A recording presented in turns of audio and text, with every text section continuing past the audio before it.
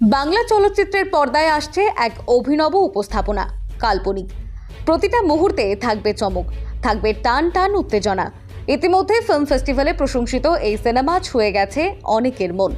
মুক্তি পাচ্ছে আগামী 11ই জুলাই। এই ছবিতে অভিনয় করেছেন বহু নামজাদা অভিনেতা অভিনেত্রী। আর এই চমক এখানেই শেষ নয়, পুরুলিয়ার অনেক ছেলে মেয়ে দেখা যাবে রূপলী পর্দায়। শুধু তাই নয়, ব্যবহার হয়েছে পুরুলিয়ার আঞ্চলিক ভাষা, লোকজরীতি এবং স্থানীয় আবহ। শুটিং হয়েছে কলকাতা ও পুরুলিয়ার মনোরম লোকেশনে। একেবারে ভিন্ন স্বাদের গল্প বলবে এই সিনেমা, যা বাংলা সিনেমার ধারা বদলে দিতে পারে। আগামী 6 জুলাই রামচন্দ্র সেন্টারি কলেজে হবে সিনেমার অফিসিয়াল প্রমোশনাল ইভেন্ট। আপনি কি প্রস্তুত এই কাল্পনিক জগতে হারিয়ে যেতে? প্রথমবার কিছু নতুন লোকেশন ডিসকভার হয়েছে। পুরুলিয়াতে তো আমরা অযোধ্যা, জয়পুর, ঝালদা এই সাইডে শ্যুট করি। আমাদের পুরুলিয়াতে সাউথের দিকটা মানে বান্দোয়ান, মানবাজার এই দিকটায় কম শ্যুট হয়, মানে হয় না। এটাতে অনেকগুলো লোকেশন ডিসকভার হয়েছে। এখন অবধি কলকাতা ফিল্ম ফেস্টিভ্যালে যেটা প্যানোরামা কম্পিটিশন, মানে ফিচার ফিল্মের যে কম্পিটিশন হয়, সেখানে ফিল্মটা সিলেকশন হয়েছিল এবং সেখানে দুটো শো হয়েছে, একটা রবীন্দ্র সদন এবং একটা হচ্ছে নজরুল তীর্থ। সাবজেক্ট আমি যেটা আপনাকে এটা একটা রাজনৈতিক থ্রিলার, পলিটিক্যাল থ্রিলার, যা বাংলা সিনেমায় এখনকার দিনে খুব কম হয়।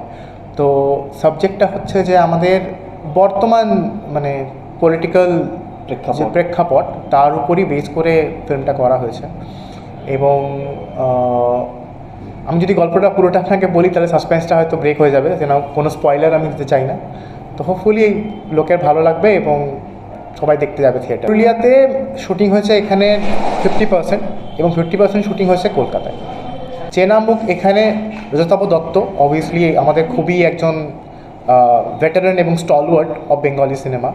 তাছাড়া শহীদুর রহমান, সায়ন ঘোষ, শতাক্ষী নন্দী, এরা বাংলা সিনেমায় চেনা মুখ এবং এরা দেখছেন। আর তাছাড়া প্রথম স্ক্রিন ডেবিউ করছে সুদীপ, তো ওকেও হোপফুলি আপনারা সবাই এরপর চিনবেন। যতটা এখানে আমাদের বেসিক্যালি পুরুলিয়া ইউজ করা হয়নি, আষাঢ়ু বলে একটা ফিকশনাল গ্রামের নাম ইউজ করা হয়েছে। তো আষাঢ়ু যতটুকু গল্প আছে পুরোটাই পুরুলিয়ার ভাষায়। যিনি স্ক্রিন রাইটার এবং ডিরেক্টর অর্ক মুখোপাধ্যায়, তিনি পুরুলিয়াকে ভেবেই তিনি আমাকে কিন্তু বলেছিলেন যে তিনি ছোটোবেলায় পুরুলিয়া এসেছিলেন একবার রক ক্লাইম্বিং করতে, এবং তখন তার পুরুলিয়া খুবই ভালো লেগেছিল, জায়গাটা, পুরুলিয়ার লোক, পুরুলিয়ার পরিবেশ। এবং তিনি তখন থেকেই তার গল্প নিয়ে যখনই ভেবেছিলেন, তিনি ঠিক করেছিলেন যে পুরুলিয়া নিয়েই তিনি গল্পটা লিখবেন এবং পুরুলিয়ার লোকেদের নিয়েই তিনি কাজটা করবেন। সেই জন্য তিনি যখন কাস্টিংও করেছেন, পুরুলিয়ার লোকাল যারা লোক, যাতে পুরুলিয়ার পোর্ট্রেলটা অথেন্টিক হয়, সেই লোকেলদের তিনি কাজ করেন। তিনি চাইলেই হয়তো কলকাতার অভিজ্ঞ অভিনেতা নিয়ে কাজ করতে পারতেন, কিন্তু যেহেতু তিনি চেয়েছেন যে পুরুলিয়ার পোর্ট্রেলটা অথেন্টিক হোক, তাই তিনি পুরুলিয়ার লোকেদের নিয়ে কাজ করেছেন।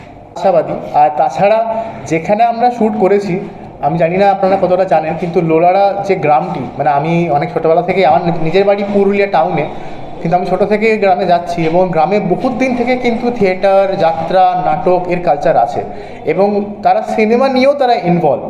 তো যখন এই কাজটা তারা হয়েছে, তারা এতটাই আগ্রহ সঙ্গে কাজটা এক্সিকিউট করেছে যে আমার মনে হয় না এই কাজটা যদি অন্য কোথাও হতো সেমভাবে এক্সিকিউট করতে পারতো। তো আমরা আশাবাদী যে আরও নতুন কিছু কাজ পুরুলিয়া টাউনে এবং পুরুলিয়াতে আসবে, যেখানে পুরুলিয়ার লোকাল যারা আর্টিস্ট, যারা লোকাল অভিনেতা এবং যে লোকাল ট্যালেন্ট, সেটাকে আরও তুলে ধরবে। প্রশ্ন রইল, সিনেমার পর্দার এই চমক কতটা বাস্তব মনে হবে আপনাদের কাছে?